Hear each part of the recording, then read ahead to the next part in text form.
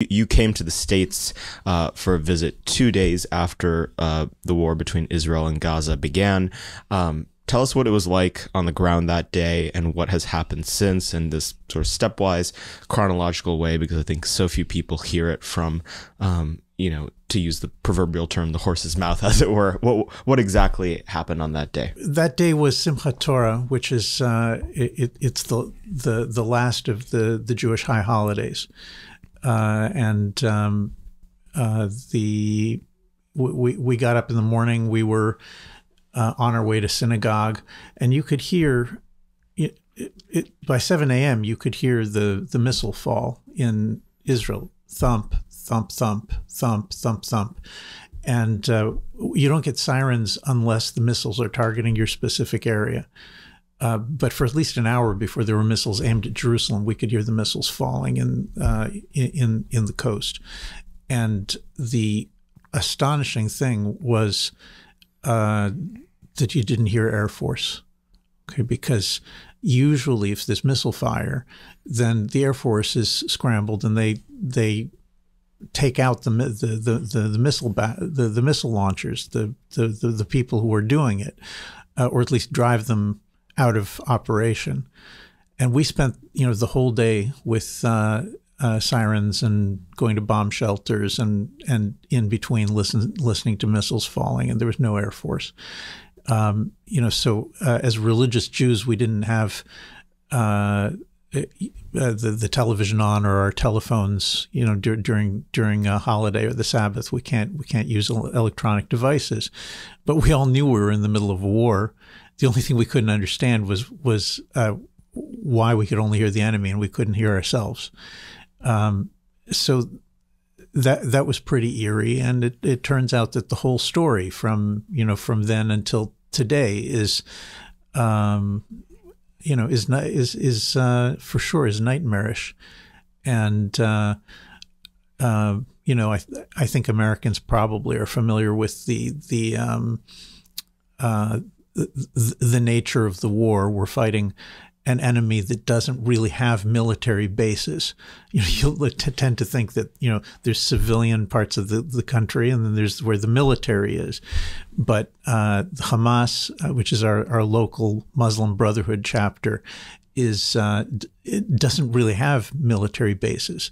They have their extraordinarily intricate military terrorist complex built into civilian homes and hospitals and schools and mosques in those buildings and under them. So it's terrible for the population, the Arab population living in Gaza and Khan Yunis to the south. It's a nightmare. And for us, it's also a nightmare. Nobody wants to be conducting a war, no matter how well justified, in densely populated areas. And Israel has been trying to get most of the population to move out of the battle areas, and we've been releasing maps that show you in detail where the fighting is, so that people can move to other parts of Gaza. But it's difficult from all sides, and of course we still, even after a week of temporary ceasefire in which 80 some hostages were released, we still have over 100 hostages who are being held. We don't know if they're alive or not, because the Red Cross isn't allowed to visit them. Some of the hostages who were released report that the hostages are being tortured, which is, of course, part of the attempt to demoralize Israelis. It's not really working. I mean, it's really pretty remarkable to take the temperature of just about any part of Israeli society right now. The degree of unity is overwhelming. No people, this is one of those classical situations where the nation is threatened, and everybody understands the threat. There's no argument about what the threat is. The war in Gaza is one aspect of the war, but there's a war taking place on the Lebanese border. There's missile fire now coming from Syria, from Yemen, and with this degree of threat, and of course looming the possibility of major war with Hezbollah and Iran. With this degree of threat, Israel's mobilized more than 500,000 soldiers. That means that pretty much everybody who's my age has children who are in the fighting. We have one son in Gaza. We have another son who is in a unit that specializes on the Golan Heights. He was just called and is serving there because of the threat from Syria.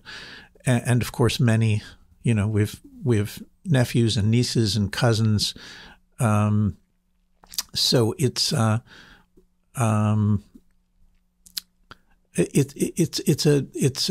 difficult and painful and complicated time, but it would be wrong to miss that our forces, like all of these young men and women, are extremely. They're in very good spirits. You don't think that you can be in good spirit going to war, but the feeling of unity, the feeling of brotherhood, the feeling that your cause is just, that everyone understands, at least in Israel, everyone understands what the cause is, and that it's just, and that's reflected also in the fact that we have a unity government running the war. So it is a Netanyahu-led government, and he's the prime minister, and he's our senior statesman. But he has ministers in his war cabinet who are from the former opposition, left of center ministers. General Eisenkot is one of them. His son was killed in battle in Gaza yesterday. And that's it. It's a small country facing overwhelming challenges. But, tonight is the second night of Hanukkah. And all of us are raised on the stories of the Jews being able to miraculously pull off a victory where it looked like it wasn't so likely.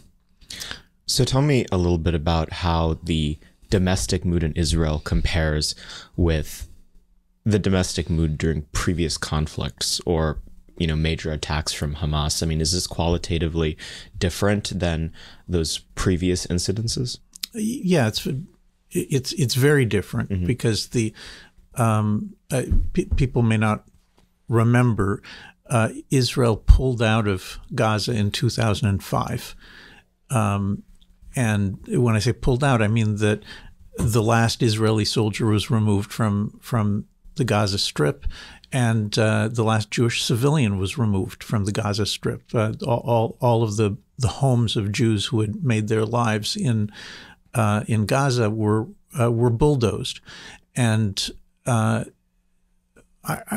think the majority of Israelis expected that we would not be in Gaza again. I mean, I don't think it's because people were necessarily so naive as to believe that Gaza was going to turn into the Singapore of the Mediterranean, like the Americans and the Europeans were promising. But we'd all been hearing. I mean, I've always been a skeptic about Palestinian state, but we'd all been hearing for a generation that if you only give the Palestinians a state, then the conflict will somehow be solved. But we pulled out in 2005.